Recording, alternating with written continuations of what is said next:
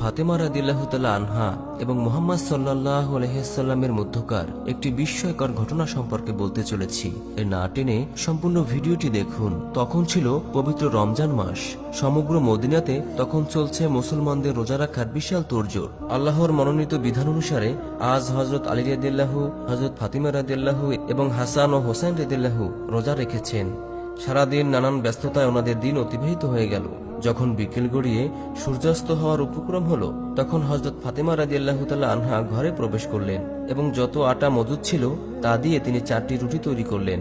একটি রুটি হযরত আলী রাদিয়াল্লাহু তাআলা আনহুকে দিলেন এবং অপর দুটি রুটি হযরত হাসান ও হোসেনকে দিলেন, আর একটি রুটি তিনি নিজের জন্য রেখে দিলেন। যখন মসজিদে হযরত বেলাল রাদিয়াল্লাহু আযান দিলেন, তখন হযরত আলী রাদিয়াল্লাহু ও পরিবারের সকলে নিজেদের রুটি দিয়ে ইফতারি শুরু করলেন। যখন হযরত ফাতিমা রাদিয়াল্লাহু অর্ধেক রুটি খেয়ে সমাপ্ত করলেন, তখন বাকি অর্ধেক রুটি তিনি নিজের আসলে বেঁধে ফেললেন। এই দৃশ্য দেখে হযরত আলী রাদিয়াল্লাহু হযরত ফাতিমা রাদিয়াল্লাহুকে উদ্দেশ্য করে বললেন, তুমি তো মাত্র অর্ধেক রুটি খেলে, তোমার কি কোনো ক্ষুধা নেই? হযরত হাসান এবং হোসেন রাদিয়াল্লাহু এই দৃশ্য দেখে তারাও তাদের মাকে একই প্রশ্ন করলেন। তখন জবাবে হযরত ফাতেমা রাদিয়াল্লাহু বললেন, যখন আমি রুটি খাচ্ছিলাম তখন হঠাৎ করেই আমার আব্বাজানের কথা মনে পড়ে গেল। যদিও এখানে আমরা বসে বসে ইফতার করছি, এমনও তো হতে পারে যে অন্যদিকে আমার আব্বাজান না খেয়ে আছেন। আমি আমার আব্বাজানকে ক্ষুধার্ত অবস্থায় রেখে কিভাবে পেট ভরে খেতে পারি? একথা বলে হযরত ফাতেমা রাদিয়াল্লাহু রাসূল সাল্লাল্লাহু আলাইহি ওয়াসাল্লামের উদ্দেশ্যে রওনা দিলেন।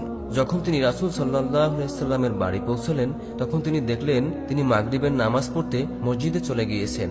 তিনি তখন তার আব্বাজানের অপেক্ষায় ঘরের দরজার সামনে অপেক্ষা করতে লাগলেন। যখন নামাজ শেষে নবীজি সাল্লাল্লাহু আলাইহি ওয়াসাল্লাম নিজের ঘরে ফিরে এলেন, তখন তিনি দেখতে পেলেন যে তার আদরের কন্যা হযরত ফাতেমা রাদিয়াল্লাহু তাআলা আনহা দরজার সামনে দাঁড়িয়ে আছেন। তিনি তার আদরের কন্যাকে উদ্দেশ্য করে প্রশ্ন করলেন, আজ হঠাৎ করেই এই সময় তুমি ঘরের বাহিরে দাঁড়িয়ে আছো কেন?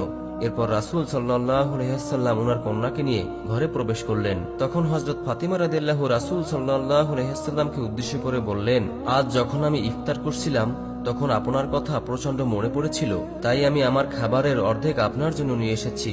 একথা শুনে রহমতের নবী দুই চোখের পানি ছেড়ে দিয়ে বললেন, তুমি আজ আমার জন্য খাবার নিয়ে এসে অনেক উপকার করেছো।